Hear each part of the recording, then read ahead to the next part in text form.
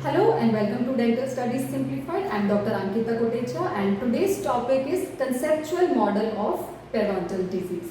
See, the conceptual models of periodontal disease falls under two categories broadly, linear models and non-linear models. But with the advancement or the improvement in our understanding of the disease pathogenesis, the linear models got outdated and non-linear models became acceptable. So we will discuss the non-linear models. One of the first non-linear models proposed was by Page and Korman in the year 1997. Please remember Page and Korman in the year 1997.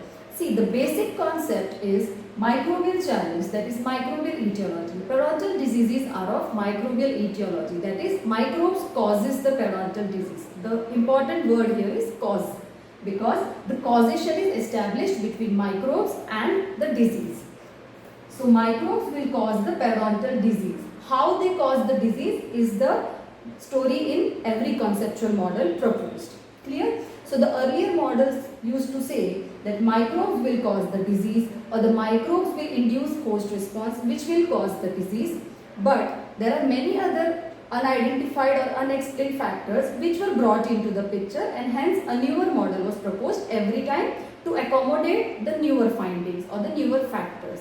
So in this case, in this model particularly, the 1997 model, there was acknowledgement of environmental and acquired factors such as smoking, diabetes and the genetic risk factor which are inherent to the individual. Clear?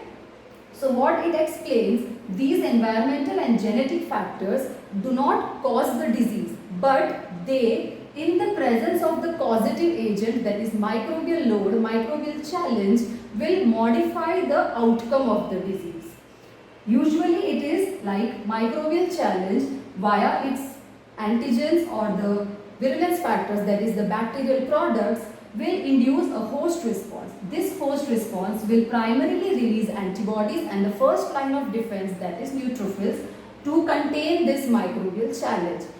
Additionally, they will also release the mediators of inflammation, mainly cytokines, prostanoids and also matrix metalloproteinases which will act on connective tissue and bone respectively, leading to the connective tissue breakdown and bone loss. These features will clinically manifest as clinical signs of the disease and its progression. So this is the usual pathogenesis. By additional acknowledgement of environmental and genetic risk factors, what the authors are trying to explain, why is this a non-linear model? Linear means in a linear fashion. The pathogenesis can be explained in a linear fashion, but this is not a linear fashion. We have environmental and genetic risk factor which was widely acknowledged by Page and Korman in their conceptual model of periodontal disease. So there are two case scenarios.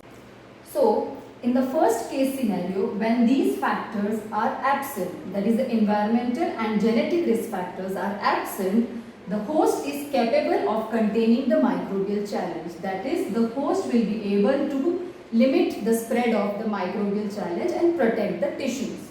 But in the second case scenario, that is when these factors which are supposed to modify or influence the disease pathogenesis and outcome, if these factors are present in the presence of the causative agent, then these factors influences the immunomodulatory responses. That is, the host immunoinflammatory responses are altered in such a manner that the host is incapable of controlling the challenge and the repair mechanism are impaired, both ultimately leading towards balance is shifted towards a more severe disease or tissue destruction. So the balance is ultimately shifted towards a more severe presentation of the disease. This is what is the role of these environmental and genetic risk factors, which are called as modifiable factors or the disease influencing or modifying factors. They are risk factors which do not cause the disease directly, but in presence of the causative agent will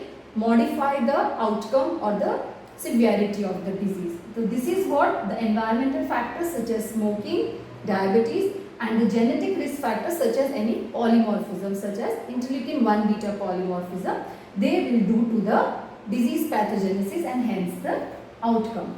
So the model basically acknowledges the role of environmental factors and the genetics, that is inherent factors.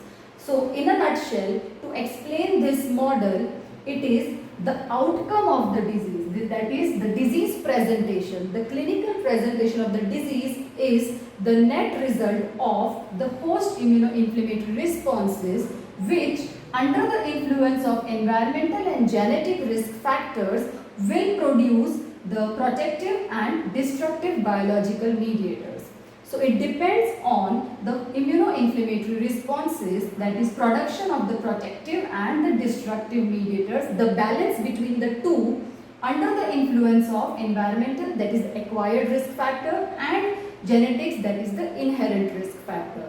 So the interplay between the host and the microbe under the influence of environment and genetics will give you the net outcome, that is the clinical manifestation, the clinical signs of disease and progression, and also it will be variable, it will be influencing the disease response, that is the treatment response. Clear? So this is the basic idea behind this conceptual model given by Page and Codman in the year 1997.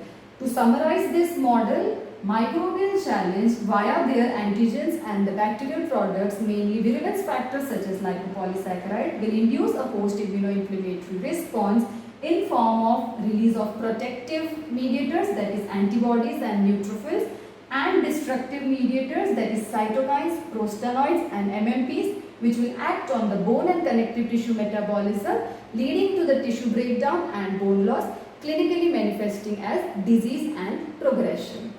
This pathogenesis under the influence of environmental factors such as smoking, diabetes and genetic risk factors such as interleukin polymorphisms will shift the balance towards a more severe destructive periodontal disease.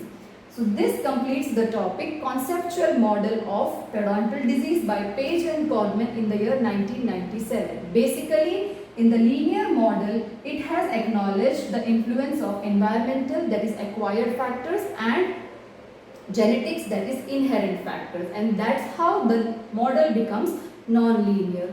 So this completes the topic conceptual model of periodontal disease by Page and Codman. I hope this model is clear to you all. This concept is clear now.